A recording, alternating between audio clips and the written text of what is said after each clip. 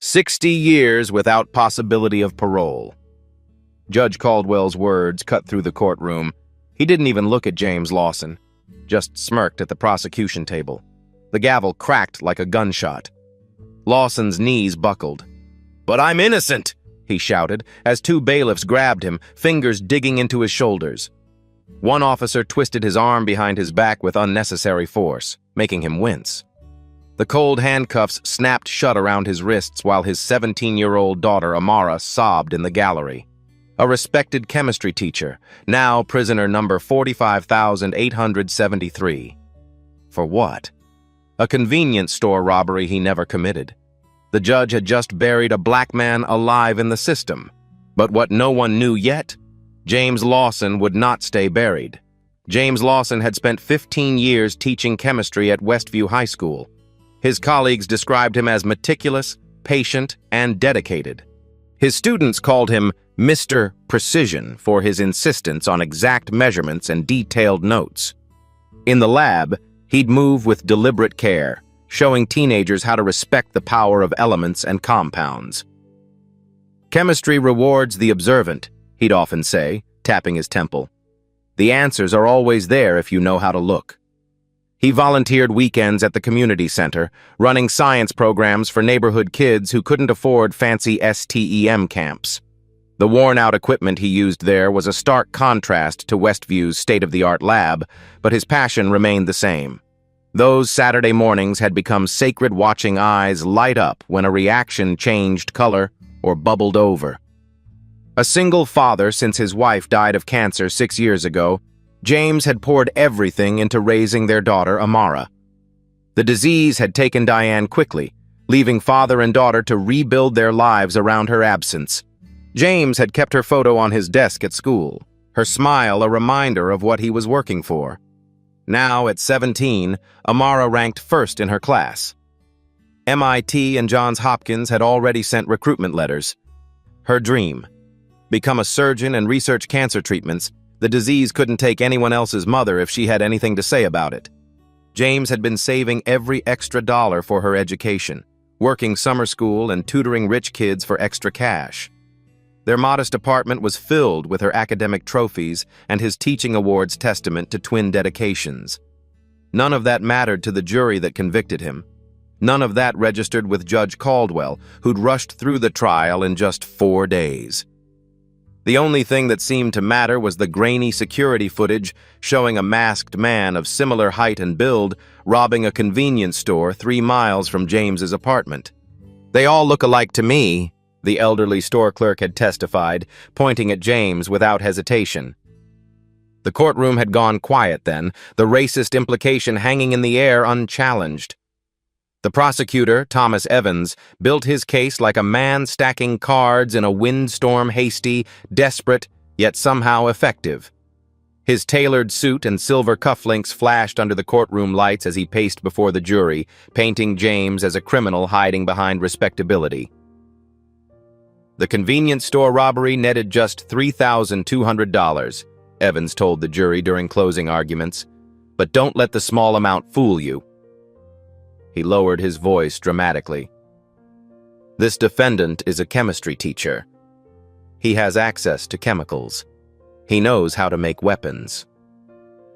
The jury shifted uncomfortably. Evans pointed to bank statements showing James's account often dipped below $500. He was desperate. "Teaching doesn't pay the bills, does it, Mr. Lawson?"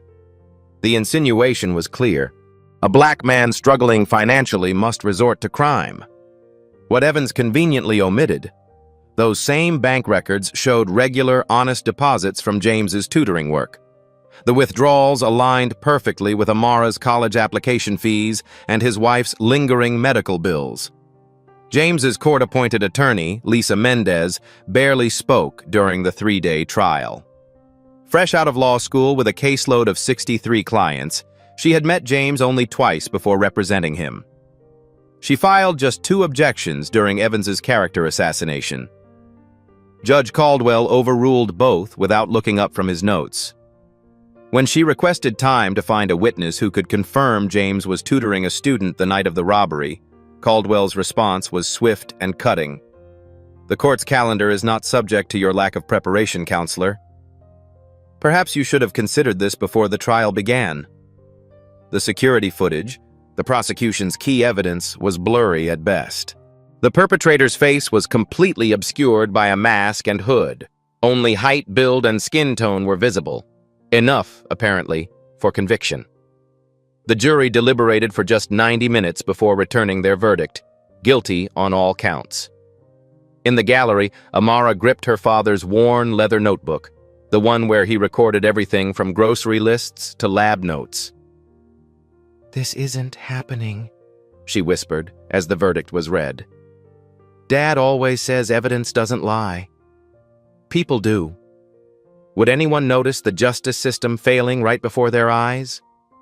1 month before James's trial, Judge Caldwell had sentenced Bradley Wilson, a white financial advisor, to 5 years for embezzling $1.2 million from his client's retirement accounts. Wilson had 3 prior convictions for securities fraud. Caldwell had cited Wilson's contributions to the community and potential for rehabilitation in his lenient sentencing. Now, the same judge leaned forward, peering down at James over half-moon glasses that magnified his cold eyes. The courtroom fell silent as he prepared to deliver the sentence. James stood straight, hoping his dignity might somehow sway the outcome. "Mr. Lawson," Caldwell began, voice dripping with contempt, "your position of influence as an educator makes your crime especially reprehensible. You've betrayed not only society, but the young minds entrusted to your care." A muscle twitched in James's jaw. He hadn't betrayed anyone. He wasn't guilty.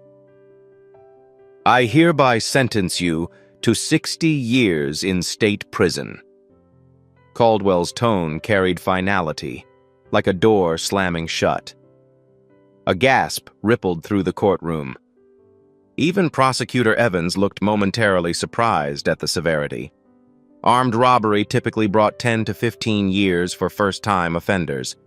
60 years was essentially a life sentence. James stepped forward instinctively. "Your Honor, I need to—" The bailiff yanked his elbow, fingers digging into the pressure point with practiced precision. "Quiet!" he hissed, loud enough for the first 3 rows to hear. His grip tightened until James winced. Across the courtroom, Amara's silent tears streaked her face as deputies led her father away. Their eyes met one last time across the crowded room. No words, just a subtle nod from James, the same nod he gave when a student was on the right track but hadn't solved the equation yet. It said, "Keep going. The problem has a solution." Later, in the holding cell, James ran his fingers along the bare concrete wall. The rough surface caught on his fingertips, so different from the smooth lab counters he was accustomed to. His mind replayed the trial like one of his chemistry experiments, isolating variables, identifying contamination points. The clerk who couldn't tell them apart. The judge who'd decided his guilt before hearing evidence. The prosecutor who'd twisted his profession into something sinister. The inexperienced public defender overwhelmed by her caseload. He'd documented every inconsistency during the trial in his mental notebook, just as he'd taught his students. Observe, record, analyze. The scientific method hadn't failed him. The justice system had. "This isn't over," he whispered to himself. "Truth doesn't stay buried." Huntsville State Penitentiary processed new inmates like chemicals in an assembly line. Strip, spray, dress, classify, store. The concrete and steel structure loomed against the Texas sky, swallowing new arrivals into its institutional belly. James stood naked before strangers, arms raised as guards inspected every part of his body. The humiliation burned worse than the disinfectant spray that followed. His professor's credentials, his teaching awards, his community respect all stripped away with his clothing. The intake guard scanned James's paperwork and smirked. "Another one of Caldwell's specials," he muttered to his colleague. "Teacher, huh? Won't need that where you're going." Harsh fluorescent lights buzzed overhead as James surrendered his last personal items. His wedding ring, the gold band Diane had placed on his finger 16 years ago. The watch Amara had saved up to buy him last Christmas, wrapping paper carefully selected to match his classroom periodic table poster. His dignity. "Prisoner 45,873, the processing officer called out, not bothering to look up from his clipboard. The sound of his new designation echoed against the concrete walls, replacing 15 years of Mr. Lawson or Dad. The rough prison uniform scraped against his skin as a guard led him down a corridor of echoing metal doors. Orange fabric hung loosely on his frame, a one-size-fits-none approach to dehumanization. Other inmates pressed against cell bars, eyes following his movement. Their expressions ranged from indifference to predatory interest. "Fresh meat!" someone called out. Another voice laughed. A third made explicit suggestions about what would happen to him after lights out. James focused on his breathing. In chemistry, pressure changes required careful adjustment to prevent explosion. He couldn't afford to react now. His cellmate, an older black man with salt and pepper hair cropped close to his scalp, barely glanced up from a thick legal book when the cell door slammed shut. The small space contained 2 narrow bunks, a stainless steel toilet without privacy, and a small metal desk bolted to the wall. Home for the foreseeable future. "Barrett," the man said simply, extending no hand, offering no smile. His eyes, deeply set in a weathered face, assessed James quickly before returning to his book. "Word of advice. Caldwell cases stick together in here. There's 37 of us that I know of." 37. Barrett nodded grimly. "Judge has a type." "You'll learn." James sat on the lower bunk, feeling the thin mattress compress under his weight. 37 lives disrupted by the same man who'd sentenced him. The number hung in his mind like an unsolved equation. Amara saved 2 weeks of waitressing tips to make the 3-hour bus journey to Huntsville. The Greyhound had been late, forcing her to stand in the prison's visitor lot under a merciless sun. Her blouse, newly purchased for the occasion, stuck to her back with perspiration by the time the guards allowed visitors to line up. She'd brought her father's favorite book, dog-eared from multiple readings. She'd printed photos of her college acceptance letters, wanting to share some good news. She'd prepared what to say, how to be strong, rehearsing conversations in her mind during the long bus ride. None of it mattered. "ID shows you're 17, the guard at the visitor check-in said, barely glancing at her. His name tag read Officer Reynolds, though he hadn't bothered to introduce himself. "Minors need guardian signature. Says so right there." He jabbed a finger at a sign posted by the metal detector. "But my father is my only guardian," Amara explained, voice steady despite her rising panic. "He's the one I'm here to see." Reynolds smirked, small eyes crinkling with amusement at her predicament. "Sounds like a real catch-22, doesn't it?" "There must be some exception for—" "Next," Reynolds called, looking past her to the woman in line behind her. "Please," Amara persisted. "I came all this way." The guard's amusement faded to irritation. "Listen, kid. Rules are rules. No signature, no entry. Either find an adult to sign for you or come back when you're 18. He gestured to the exit. "You're holding up the line."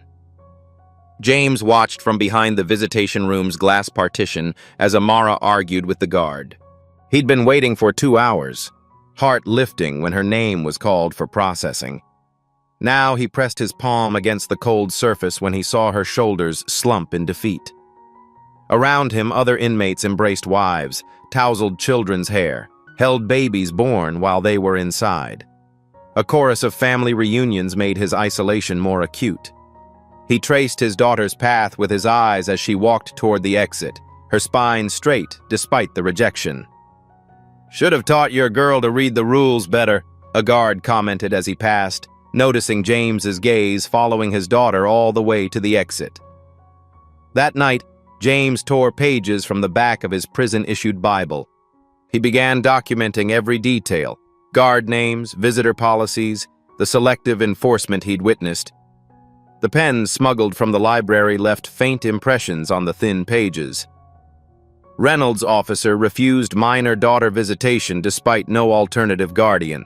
Wilson, white inmate, allowed visit from 16-year-old son same day. Policy states exceptions possible with supervisor approval. No supervisor offered. Would James find any allies in a system designed to break him? "Filed your appeal papers yesterday," Barrett said, sliding his tray across from James in the cafeteria. 3 months had passed. The prison routine had embedded itself in James's body. The rigid schedule, the institutional food, the constant vigilance. He had lost 12 pounds and gained a permanent furrow between his brows. "How long until we hear back?" James asked. He poked at the gray meat on his tray, forcing himself to eat despite his diminished appetite. Barrett laughed, a dry sound like pages turning. "Man, you still thinking like a civilian. Your paperwork's already lost somewhere in the system." "That can't be legal."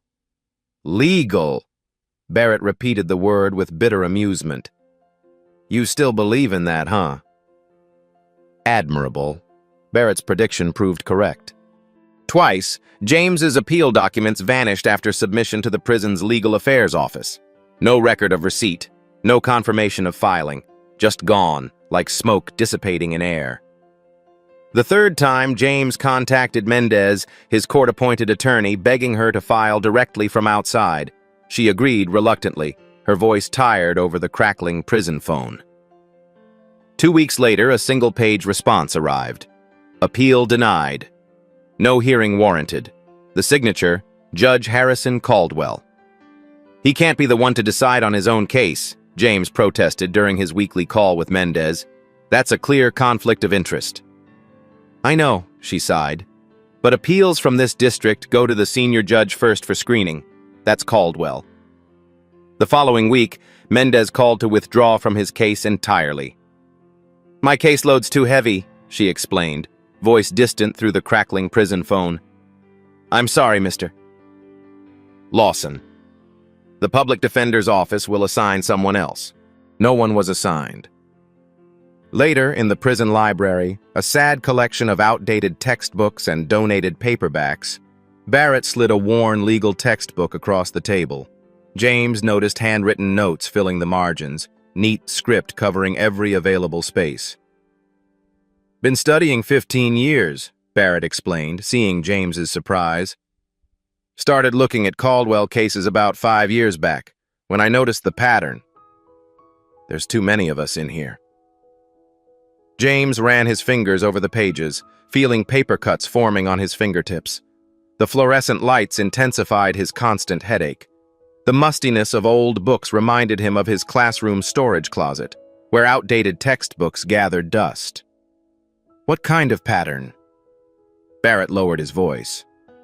"Sentencing disparities based on race. Case dismissals for certain lawyers from certain firms. Specific language in his rulings that shows bias." James leaned closer. "Can you prove it?" "Not alone," Barrett admitted. "But with your background in analysis, maybe. Could be enough for a judicial conduct review if someone put it all together." For the first time since his conviction, James felt a familiar spark, the same one he'd experienced when a complex experiment finally yielded results. If the system operated on patterns, those patterns could be documented, analyzed, understood. Would anyone ever look closely enough at Caldwell's record of injustice? James's systematic approach impressed Barrett. Together, they requested case files, studied precedents, and compiled statistics. Where Barrett saw legal violations, James created a spreadsheet in his head, converting data into visual patterns just as he'd taught his students. "If we can quantify the disparities," James explained, "we can prove statistical significance, not just anecdotal evidence." Barrett nodded, understanding. "Numbers don't lie." "People do," James finished, his classroom motto, now a lifeline. Then the restrictions began. "Libraries closed for inventory," announced the guard. though other inmates filed past them into the room. "When will it reopen?" James asked. "When inventory's done," came the reply, with no further explanation. The next day, "Only legal materials relating to your specific case, Lawson." "These precedents are directly relevant to my appeal," James argued. "Not what it says here." The guard tapped his clipboard. "Orders from above." The day after, 2-hour limit on research materials. James returned to his cell one afternoon to find his mattress overturned, sheets on the floor, and his carefully organized notes scattered. The makeshift calendar tracking Caldwell's sentencing patterns had vanished entirely. The statistical analysis comparing white and black defendants' sentences for similar crimes, gone. "Random search," explained the guard, crushing a paper under his boot as he exited. "Security protocol." That night, Barrett slipped James a folded paper during dinner. "Prison paralegal program," he whispered. "Applied in your name. They can't restrict educational materials." James studied the application. The program trained inmates to assist others with legal paperwork, a practical solution to the prison system's chronic shortage of legal resources. It would give him legitimate access to case law, precedents, and filing procedures. "My background isn't in law," James said. Barrett's eyes crinkled at the corners, the closest thing to a smile James had seen from him. "Your background is in analysis, evidence, methodology. Law's just another system to decode." James nodded, thinking of his chemistry lab, how he'd taught students to find alternative pathways when reactions failed, how catalysts could bypass obstacles, how pressure and temperature could transform substances. Would James find a way to document the corruption when every path was blocked? The letter arrived on thin, blue-lined paper, Amara's handwriting smaller than usual to fit everything in. James read it slowly, absorbing each word like precious data. "Had to drop AP Physics," she wrote. "Work schedule conflicts. Mrs. Peterson says hi, and she's saving your job for when you come home." James closed his eyes briefly. Physics had been Amara's favorite subject, her gateway to understanding the universe's fundamental forces. Now she was sacrificing education for survival.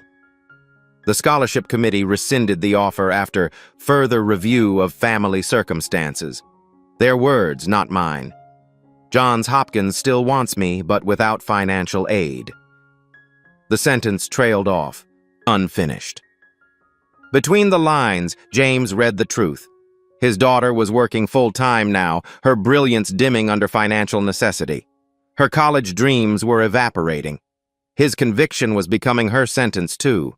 A second letter arrived a week later, this one from his former colleague, David Wright.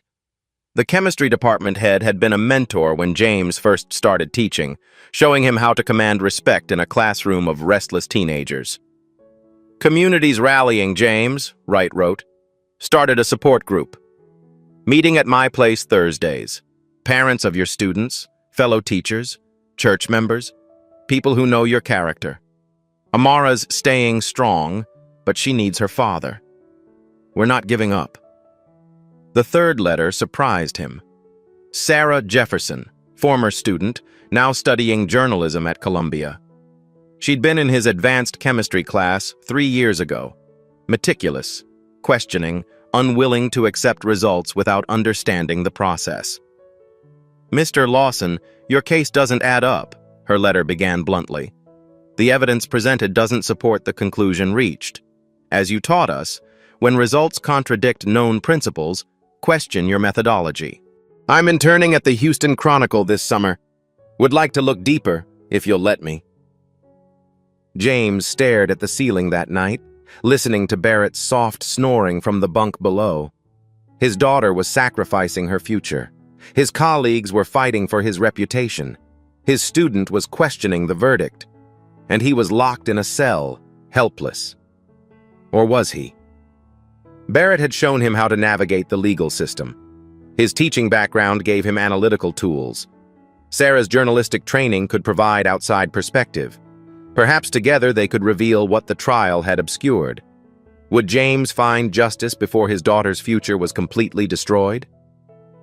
"Look at this," James whispered, sliding a paper toward Barrett in the library. 6 months into his sentence, James had transformed from chemistry teacher to legal researcher. The paralegal program gave him access to case summaries, hundreds of them. Limited information, but enough to build a data set. Barrett squinted at James's neat handwriting. His glasses had broken 3 weeks ago, and prison bureaucracy moved glacially on replacement requests. "These all Caldwell cases." James nodded. 5 years of sentencing data. I've sorted by crime category, defendant race, and sentence length. He pointed to a column of numbers. The average sentence disparity is 340% between black and white defendants for identical crimes. Barrett whistled softly. "That's higher than I thought." "It gets worse," James continued. "When the defense attorney comes from a public defender's office, sentences average 52% longer than with private counsel. When the defendant's address is in certain zip codes, predominantly minority neighborhoods, sentences average 63% longer." "Numbers don't lie," Barrett muttered. "But they don't free anybody either." James closed his eyes, remembering his classroom from what felt like another lifetime. The smell of chemicals, the bright posters of elements, the eager faces of students discovering how the world worked at molecular level. When I taught the scientific method, I always told my students, observation leads to hypothesis. Hypothesis leads to testing. Testing leads to evidence. He tapped the paper. "This is evidence of systematic bias, not coincidence, not imagination. Data." The memory came suddenly. James at the front of his classroom, sleeves rolled up, pointing to a chart showing reaction rates under different conditions. The beauty of science is that it doesn't care what you believe. It only cares what you can prove. His students had laughed when he'd dramatically written on the board, "Evidence doesn't lie, people do." It had become something of a classroom motto, repeated whenever experiments yielded unexpected results. Back in the prison library, James's pencil left graphite smudges on his fingers as he marked another data point. Barrett leaned closer, their whispered conversation barely audible over the library's ambient noise. The spreadsheet's creased paper held potential energy, like chemicals before reaction.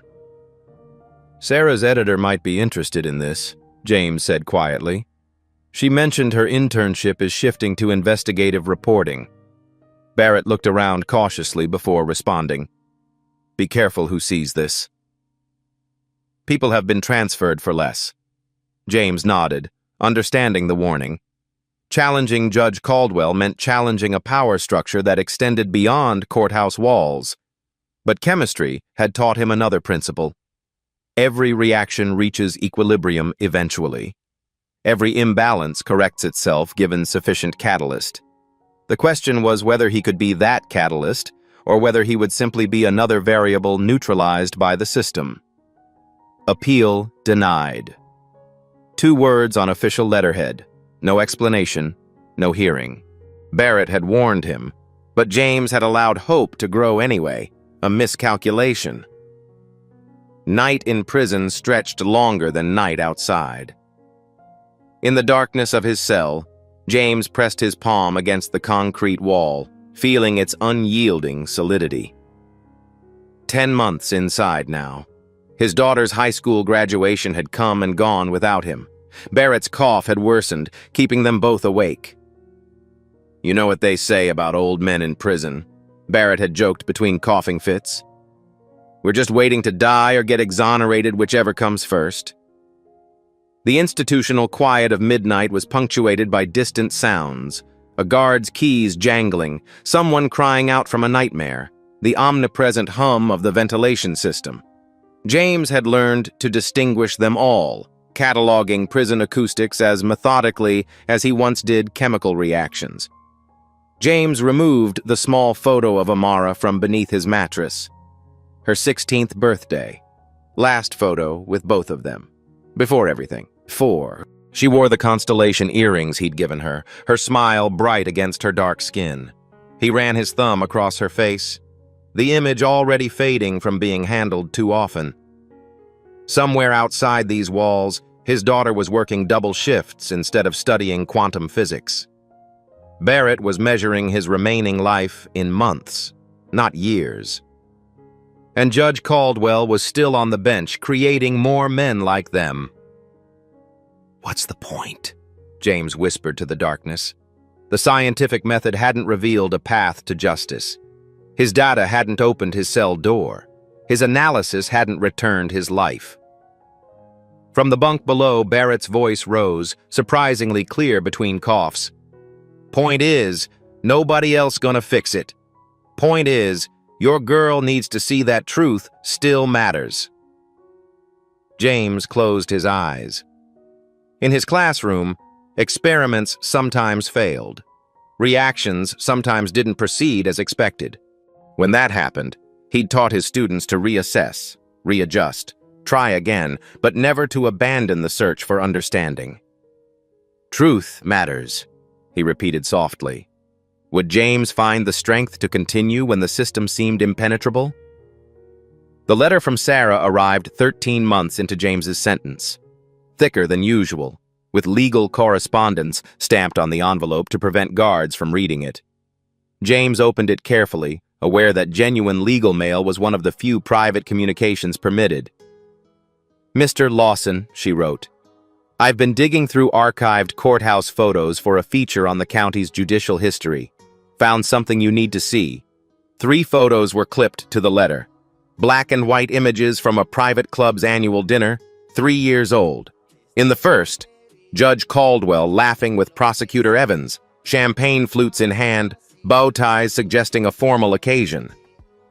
The second, Caldwell, Evans, and Police Chief Gregory Bennett in conversation, heads close together, expressions serious despite the celebratory setting.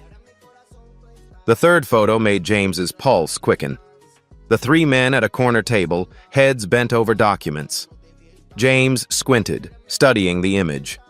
His years of teaching students to identify chemical structures from blurry electron microscope images proved unexpectedly useful. He could make out a case number at the top of the document. His case number. The date on the photo. 2 weeks before his trial began. "I enhanced the image as much as possible," Sarah's note continued. "The document appears to be your case file. Meeting occurred at the Oakwood Club, members only. No official record of this discussion exists." James stared at the photo, chemistry training automatically calculating variables. The judge who would preside over his trial, meeting privately with the prosecutor and police chief, reviewing his case before it even began. Against every ethical canon. Against the law. The implications crystallized in his mind like a perfect solution. Judge Caldwell hadn't made a mistake. The evidence hadn't been misinterpreted. The sentencing hadn't been an overreaction. It had been planned, coordinated, deliberate. A hypothesis was forming. Now he needed to test it. Would this photo be enough to crack open decades of judicial corruption?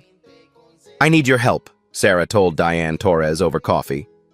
Torres, a civil rights attorney with 20 years of experience, studied the photographs skeptically. "Ex parte communications happen all the time informally," Torres said. "Proving it affected the outcome is nearly impossible." "But combined with this?" Sarah slid across the sentencing analysis James and Barrett had compiled. "And I've found 3 more defendants with nearly identical circumstances." Torres's expression changed as she flipped through the pages of data. "Who did this analysis?" "The defendant. He's a chemistry teacher." "Was," Torres corrected. "He's a prisoner now." "No," Sarah insisted. "Is. He's still taught Barrett legal research, taught me investigative techniques through his letters. He's still Mr. Lawson. Outside Huntsville's walls, forces gathered. Torres agreed to review the case pro bono. James's former colleagues raised funds for legal expenses. The support group grew from 5 members meeting in David Wright's living room to 50 meeting in the community center. Amara, now working as a pharmacy assistant while taking night classes, became the group's unexpected leader. "My father taught me that silence is chemistry's enemy," she told new members. "Contaminates results. Same with justice." Inside, James and Barrett prepared meticulously. Every legal strategy a hypothesis to be tested. Every precedent a data point to be analyzed. The weight of hope heavier than despair pressed on James's shoulders. Whispers spread through prison corridors. Other Caldwell cases reached out, sharing their stories. Fresh ink on legal pads outlined their counterattack. James kept teaching Barrett chemistry principles that applied to their legal fight. Catalysts, reactions, transformations. Torres filed the motion on a Tuesday morning. 76 pages documenting judicial misconduct, improper ex parte communications, and statistical evidence of discriminatory sentencing patterns. The enhanced photo Exhibit A showed Judge Caldwell, Prosecutor Evans, and Police Chief Bennett reviewing James's case file before trial.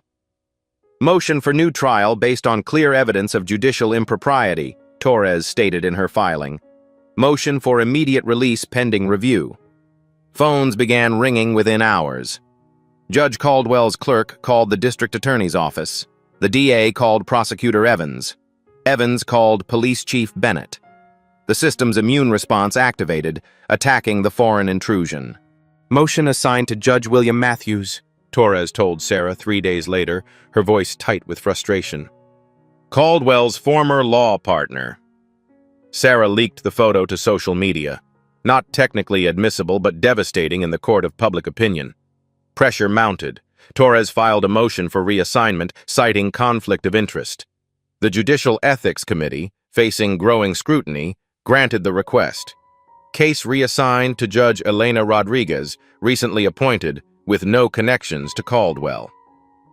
In his cell, James prepared his testimony with scientific precision. Every trial irregularity documented chronologically. Every violation of procedure noted with corresponding legal statutes. He created a timeline proving his methodology the same way he'd taught students to document lab results. "If Rodriguez follows the law," Barrett said, "you're going home." "If," James replied, knowing chemistry better than hope. Variables remained unpredictable until tested. Torres visited the prison to prepare him, impressed by his meticulous work. "Your analysis created a template we're using for other cases," she admitted. "Where did you learn to do this?" James smiled slightly. "I've been teaching the scientific method for 15 years. Evidence doesn't lie." The courtroom fell silent as Torres delivered her opening statement. No jury this time, just Judge Rodriguez, court personnel, and spectators filling every seat. Amara sat in the front row, Sarah beside her, both women clutching notebooks. "Your Honor," Torres began, "this case represents not just one miscarriage of justice, but evidence of systematic corruption that has imprisoned innocent citizens, destroyed families, and undermined public trust in our judicial system." James sat at the defense table, tie borrowed from Barrett, shoulders straighter than they'd been in 18 months. He watched Judge Rodriguez's face neutral, revealing nothing. Prosecutor Evans took the stand first, squirming under Torres's methodical questioning. "So you maintain you never discussed this case with Judge Caldwell prior to trial?" Torres asked.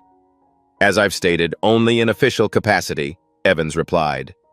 "And this photograph?" Torres pressed a button. The projector clicked, and the damning image appeared on the courtroom wall, enlarged. Evans's face with Judge Caldwell and Police Chief Bennett, James's case file clearly visible on the table. The timestamp, 2 weeks before trial. Evans's forehead glistened with sweat. Social gathering. Might have briefly mentioned the case. Article 14.3 of the Judicial Code of Conduct explicitly prohibits such discussions, Torres countered. Yet here you are, reviewing evidence before trial, without defense counsel present. Judge Caldwell took the stand next, his customary arrogance dimmed. His testimony unraveled under Torres's precision contradictions mounting, memory conveniently failing about specific cases. "I don't recall that particular meeting," he repeated for the third time. Perhaps this will refresh your memory, Torres said, producing more evidence.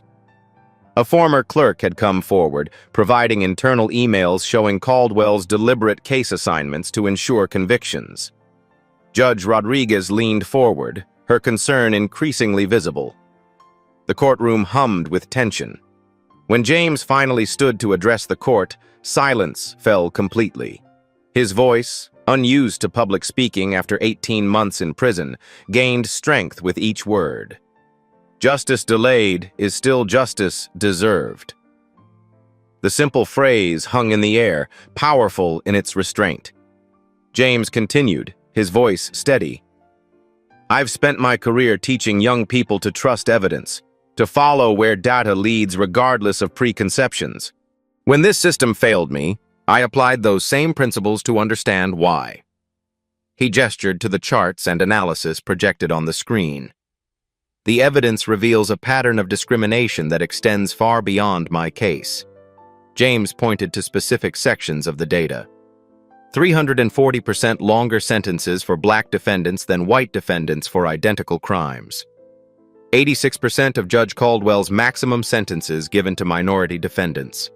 93% of procedural motions by prosecutors granted, compared to 24% from defense attorneys. Sweat beaded on Judge Caldwell's pale forehead as James spoke. The former judge's eyes darted toward the exit. This isn't about one wrongful conviction, James continued. It's about a system that allowed prejudice to masquerade as justice. Every student I ever taught deserves better. Every citizen in this county deserves better. As James concluded, photographers' cameras clicked rapidly. Judge Rodriguez's face showed the gravity of what she'd heard. Court will recess for 1 hour while I review the evidence, she announced, rising from the bench. The waiting room buzzed with tension. Torres whispered with Amara. Sarah scribbled notes furiously. James stood by the window, watching sunlight filter through trees he hadn't seen in over a year.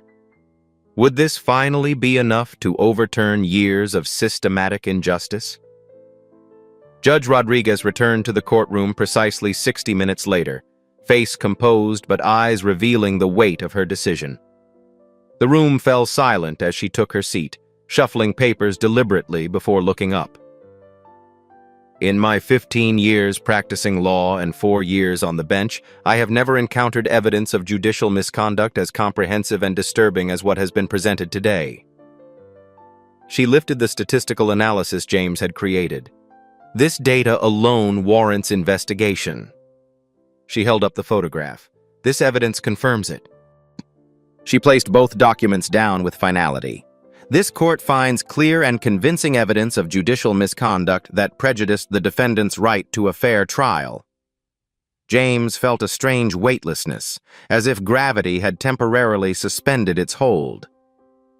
The conviction of James Lawson is hereby vacated, Judge Rodriguez continued. I am ordering his immediate release from custody. She wasn't finished. Furthermore, I am recommending a comprehensive review of all cases presided over by Judge Harrison Caldwell during his tenure. I am also referring this matter to the State Judicial Conduct Board and the District Attorney's Office for potential criminal charges.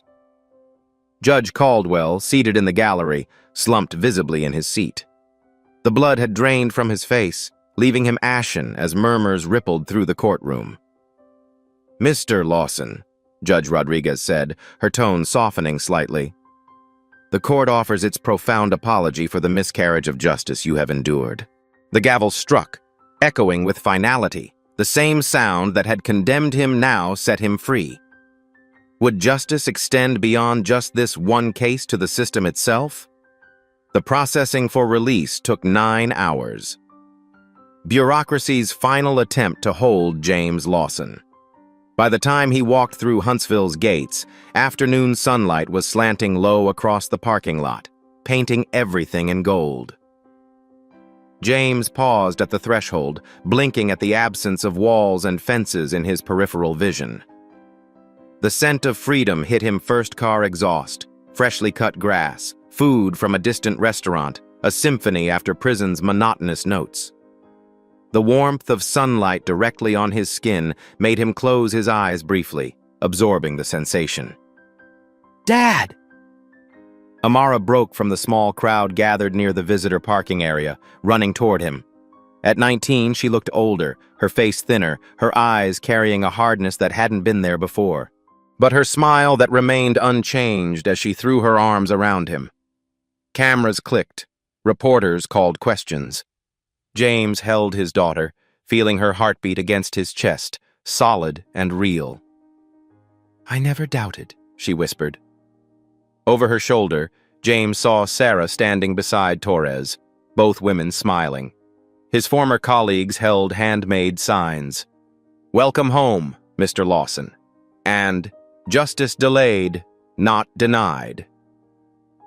From a second-floor window of the prison, Barrett watched the scene unfold, pressing one hand against the glass. Their eyes met briefly across the distance. The older man nodded once, satisfaction visible even from afar.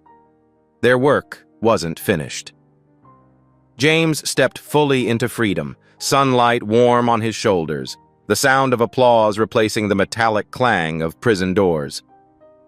State Judicial Review Board launches investigation into Judge Caldwell's cases, read the Houston Chronicle headline 3 weeks after James's release.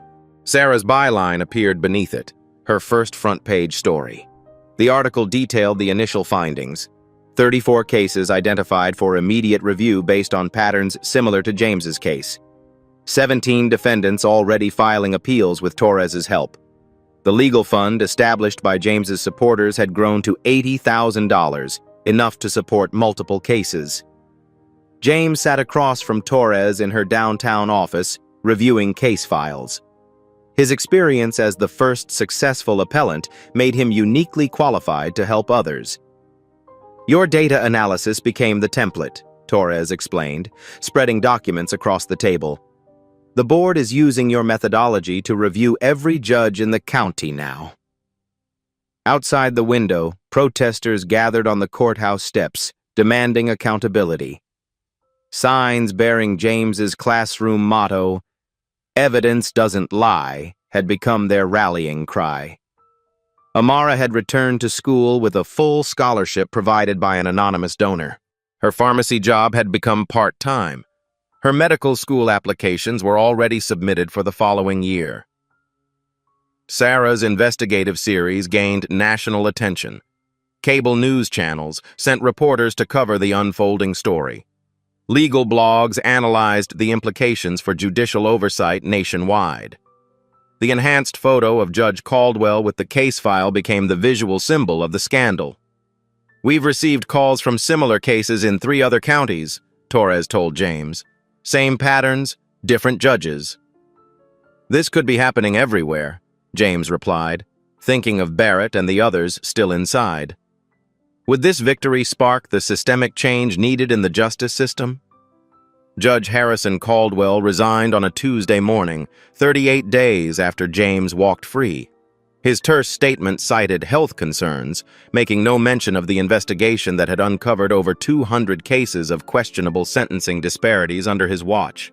By Friday, prosecutor Thomas Evans faced disbarment proceedings.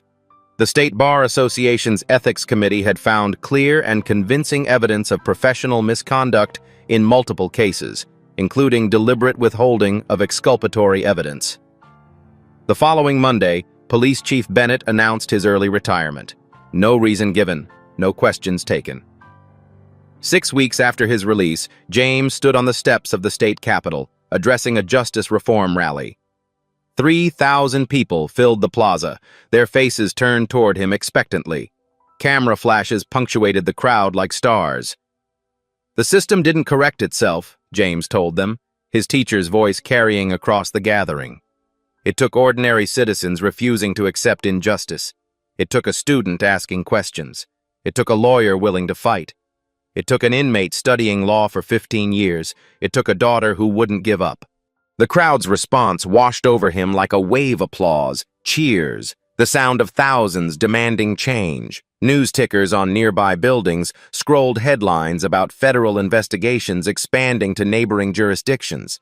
Standing at the microphone, James felt the weight of the moment, not just his victory, but the potential for transformation. The rally wasn't celebrating one man's freedom. It was demanding a system where such freedom wouldn't need to be fought for in the first place. 1 year later, James stood before a classroom again. Westview High School had reinstated him with full back pay and a formal apology. The school board's statement acknowledged the profound injustice and exemplary character of their returning teacher. "Welcome to advanced chemistry," he told his new students. "This year we'll learn more than just reactions and equations. We'll learn about evidence, analysis, and the scientific method's power to reveal truth." On his desk sat a framed letter, the official apology from the state governor, acknowledging systemic failures and promising reforms. Beside it, a photo of Amara in her white coat ceremony at Johns Hopkins Medical School, her smile brilliant against her dark skin.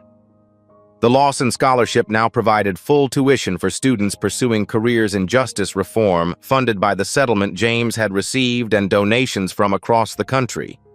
3 students were already attending law school under its banner. Barrett had been released 4 months after James, his case among the first reviewed. Now he worked alongside Torres, his 15 years of jailhouse legal study finally put to legitimate use. Together, they had secured the release of 17 wrongfully convicted individuals. Torres and James had established the Empirical Justice Database, documenting sentencing patterns across the state. 5 universities had joined the project, their law schools analyzing decades of judicial decisions for evidence of bias. The template James had created was being replicated nationwide. James ran his hand along the classroom lab table, feeling the familiar smooth surface beneath his fingers. His methodical documentation had become a blueprint for reform-precise measurements leading to balanced equations. If James's story moved you, take a moment to share it. Each share helps expose injustice and inspire change. Your comments matter too. Tell us about other cases deserving attention or how this story affected you. The PAP Stories channel brings these critical narratives to light, but we can't do it without your support. Subscribe now to ensure you never miss another powerful account of justice, redemption, and the human spirit's remarkable resilience. With each new subscriber, our ability to amplify these essential voices grows stronger. Truth needs witnesses who refuse to look away, even when inconvenient. Be one of those witnesses. Like, share, and subscribe to PAP Stories today.